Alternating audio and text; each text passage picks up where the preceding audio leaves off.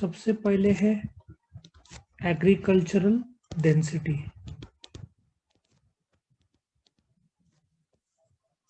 Agricultural density, इसका formula जो है, पहले तो एग्रीकल्चरल डेंसिटी क्या है कि जो अपने नंबर ऑफ फार्मर्स है, ठीक है ना। सबसे पहले तो देखें नंबर ऑफ फार्मर्स, ये ऐसा सोचो 15 करोड़ फार्मर्स है, पर ये आंकड़ा कम हो रहा है, बढ़ नहीं रहा है। एक समय 18 करोड़ थे, बिकॉज ऑफ सुसाइड और जो कठिनाई फार्मिंग में होता है इसकी वजह से ये कम हो गया है। फिर नेक्स्ट इज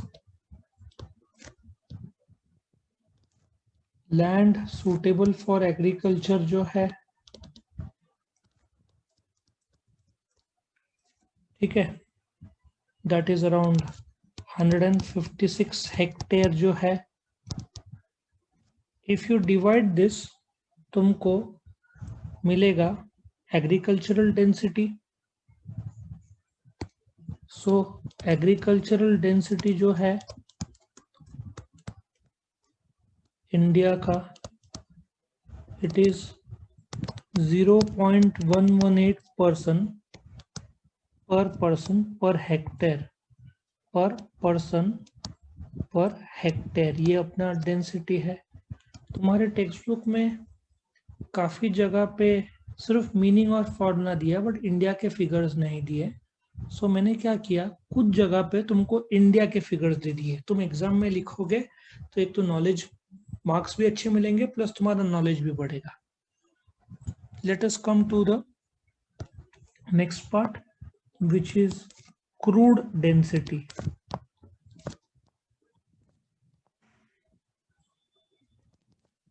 जो क्रूड डेंसिटी है वो बोलते ना, उसको एरिथमेटिकल डेंसिटी भी बोलते हैं।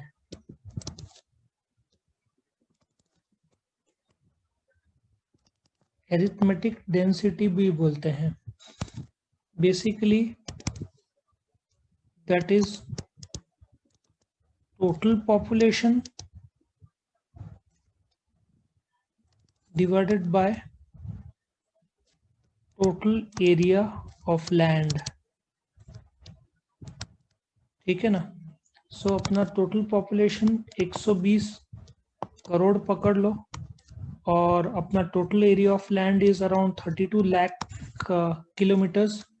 सो अपना करीबन 382 पर्सन्स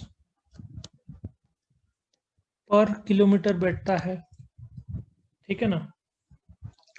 बट मैं चाहूँगा क्रूड डेंसिटी का थोड़ा सा और डिस्कस किया जाए। जो डेंसिटी वाइज यदि देखा जाए, ठीक है ना, डेंसिटी वाइज देखा जाए तो हाईएस्ट स्टेट जो है, वैसे तो पहले 4-5 यूनियन टेरिटरी है, जैसे कि दिल्ली है, चंडीगढ़ है, पौंडीचेरी है, दमन एंड दीव है, लक्षद्वीप है। सो जो हाईएस्ट जो डेंसिटी है that is the state of Bihar, जिसमें 1106 लोग पर किलोमीटर रहते हैं, ठीक है ना। और लोएस्ट डेंसिटी तुम देखोगे that is the state of Arunachal. So तुम एरिया डिवाइडेड बाय अरुणाचल का पॉपुलेशन देखोगे तो सिर्फ 17 मिलेगा। इफ सिटी वाइज जाना हो या तुम यूनियन टेरिटरी की तरफ जाना चाहते हो तो दिल्ली का 11,320 का आंकड़ा है। सिटी वाइज जाना चाहते हो तो मुंबई का 30,000 लोग करीबन पर किलोमीटर आता है, ठीक है। सो ये तुम्हारा डेंसिटी की बात हुई, ठीक है। तो that was the crude density. वैसे तुम ऐसा बोल सकते हो कि बिहार सबसे ज़्यादा डेंसली पॉपुलेटेड स्टेट है, लोएस्ट अरुणाचल 17 है, यूनियन टेरिटरी में दिल्ली विद 11,320, सिटी में मुंबई का डेंसिटी सबसे ज़्यादा है। वर्ल्ड में एक जगह है जिसका डेंसिटी आई थिंक नॉर्थ या साउथ अमेरिकन कॉन्टिनेंट है, वहाँ पे करीबन 1 लाख लोग के आसपास डेंसिटी उस जगह का है। मुंबई वर्ल्ड का हाईएस्ट नहीं है, मुंबई के अंदर भी सब एरियाज आता है, ठीक है ना, वो हम रेसिडेंशियल डेंसिटी पॉइंट में देखेंगे। So let us go to the next point which is economic density.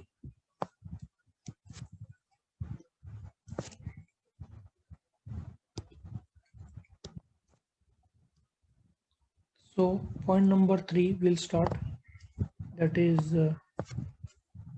Economic. एक सेकंड है, मैं लिख नहीं रहा था पेन, इसलिए मैंने इसको थोड़ा सा मॉडिफाई कर दिया, पता नहीं क्या हो गया है।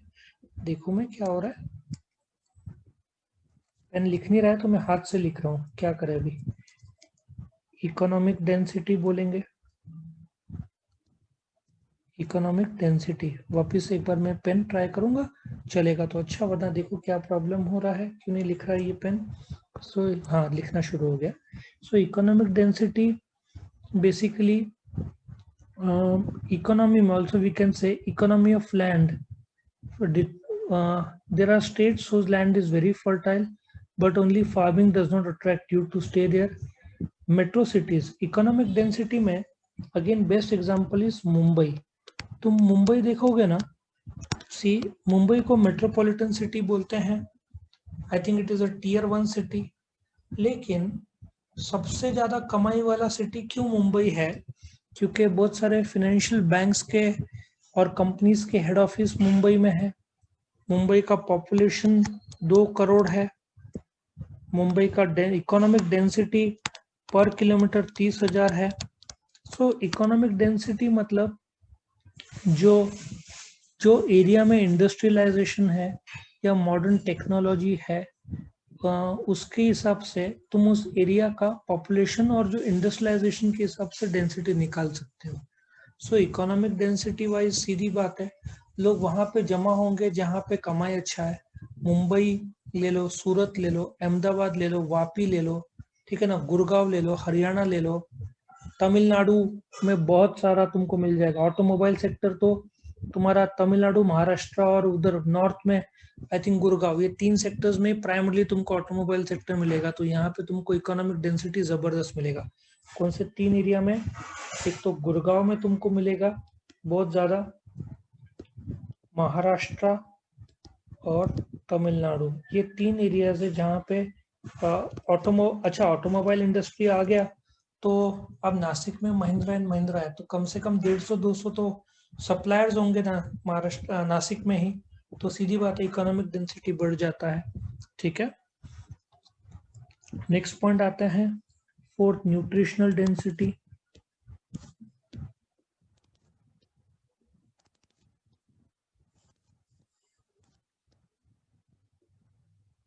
न्यूट्रिशनल डेंसिटी क्या होता है? अब ये जो कल्टीवेटेड एरिया जो है लैंड, कल्टीवेटेड एरिया में कितने लोग रहते हैं। नाउ अक्सर कंफ्यूजन होता है कि एग्रीकल्चर डेंसिटी और इसमें क्या फर्क है। न्यूट्रिशनल डेंसिटी जो कल्टीवेटेड एरिया है और जो है कल्टीवेटेड जो लैंड है में, कल्टीवेटेड एरिया में जो पॉपुलेशन है, ठीक है ना, उस एरिया में जो रहते हैं divided by cultivated land. So cultivated land, ये फिगर मैंने बहुत ट्राई किया बट ये मिला नहीं मुझे। सो एग्रीकल्चर डेंसिटी पूरे देश के कितने फार्मर्स है? 15 करोड़। पूरे देश का एग्रीकल्चर लैंड कितना है? करीबन 156 हेक्टेयर्स। लेकिन 156 हेक्टेयर में उस एरिया में कितने लोग रहते हैं, that will give you nutritional density. लेकिन इसका कोई डेटा मिला नहीं है मुझे, तो इसलिए तुम इसको समझ लो कि कल्टीवेटेड एरिया का जो पॉपुलेशन है, कल्टीवेटेड एरिया पॉपुलेशन में फार्मर्स ही नहीं आएंगे, दूसरे भी आएंगे, ठीक है ना। सो यदि हम एज्यूम करें कि शहर में यदि मैं एक रफ तुमको एक मेरे हिसाब से अंदाजा कैलकुलेट करके बता देता हूँ, जो अपना अर्बन रूरल रेशियो है वो ऐसा है।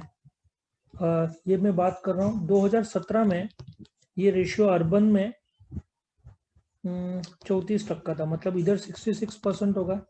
सो 130 करोड़ का 66% निकाला जाए, ठीक है ना। सो इफ आई से 130 crore multiply by 66% will give you 85.8 में 86 पकड़ लेता हूँ. सो 86 डिवाइडेड बाय कल्टिवेटेड लैंड कितना है अपने देश में, कितना हेक्टेयर है, 156 हेक्टेयर है. So it will give you 86 hectare divided by 156, that is जो गांव में लोग रहते हैं 0.55 पर हेक्टेयर में या पर 2 हेक्टेयर में. इसका मतलब पर 2 हेक्टेयर में एक इंसान तुमको मिल जाएगा, 1 पर्सन. इसका ये करीबन मीनिंग निकलता है. ठीक है ना, ये मैंने मेरे हिसाब से दिया बट क्लोज ही है. ठीक है, नेक्स्ट तो बहुत मजा आएगा तुमको सुन के, दैट इज रेसिडेंशियल डेंसिटी.